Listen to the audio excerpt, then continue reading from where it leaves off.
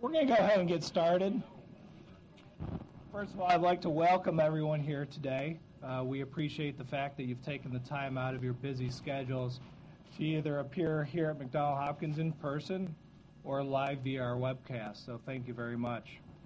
Today's topic is rethinking the independent contractor status. Has your company got it right? And just as a quick aside, it seems that whenever the firm wants to talk about bad things for companies, they ask me to participate in these roundtables because I have a nickname of the naysayer or the Grim Reaper, so I apologize for that. But before we really get into the topic, let me introduce our panel. To my left is Dale Vlasic. Dale is the chair of our Employee Benefits Practice Group. To my immediate right is Miriam Rosen. Miriam is a member in our Labor and Employment Practice Group based out of Michigan. And then to my far right is Mark Klemick. Mark is the chair of our Tax Practice Group. So again, welcome.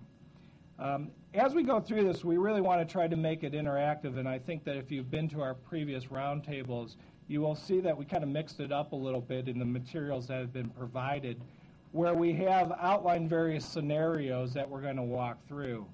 And now I'm going to feel like an IRS agent, and for those of you who have appeared or gone to seminars where you've had government speakers there or IRS individuals there, I need to give a disclaimer.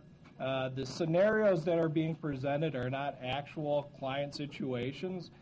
They are demonstrations of what we're going to talk about as far as to kind of convey general legal topics. They are not legal advice, so if you have these exact same fact pattern, please don't rely on the information that we're providing. They're the opinions of our panel. So with all the disclaimers out of the way, let me kind of outline what we're going to do today. The first is we're going to give a brief overview of where we are and how we got here. The second thing we're going to do is jump into the scenarios. And the third thing is we're going to probably each have some closing remarks, time permitted. And as we go through this, please ask questions as we go because we really want to make this a give and take. So let's start with an overview of where we are, and I'm going to try to paint the picture.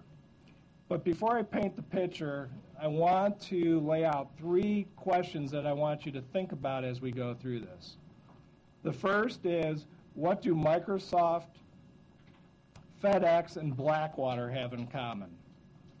The second question is, what does Senator Obama and President Obama have in common? I know that's a loaded question, so let's hold the answer to that one. And then the third question is, what do employees and independent contractors have in common? And I think as you go through this, the last question is going to be pretty easy to answer by the end of the roundtable. There's really going to be nothing different between employees and independent contractors. And I think that that is the way that the administration is moving towards the fact that if they had it their way, there would be no such thing as independent contractors. And we'll get into that thought pattern of why we're going there.